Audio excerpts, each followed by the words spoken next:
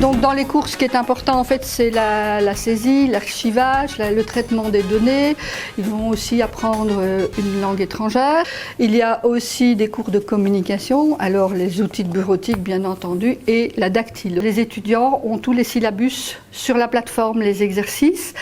Et donc ils peuvent faire chez eux. Moi je corrige tout ça de chez moi et je rends les corrections ici en classe. Cette méthode de e-learning permet aussi avec Moodle d'être en fait en connexion comme si les étudiants étaient en ligne ou sur un intranet. Comme c'est une formation technicien de bureau, ça permet déjà de s'acclimater à ce genre de fonctionnement. La formation en technicien de bureau, c'est une formation d'employé administratif et les étudiants peuvent aussi bien travailler dans le domaine privé que le domaine public. Ça peut aller d'une banque à une société d'assurance, une ASBL, des hôpitaux. Donc ils ont quand même un grand choix pour des débouchés. Il faut beaucoup de confidentialité et de secret professionnel parce que des documents peuvent passer entre leurs mains qui ne doivent pas être divulgués. Donc c'est important.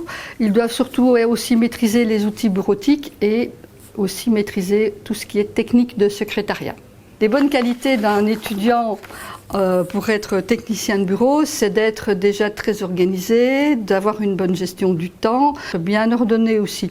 Maintenant, on arrive souvent à l'école où on n'a pas nécessairement ces qualités-là, mais c'est ce qui s'apprend dans la formation aussi. Cette formation de technicien de bureau est donc un certificat de qualification en technique de bureau.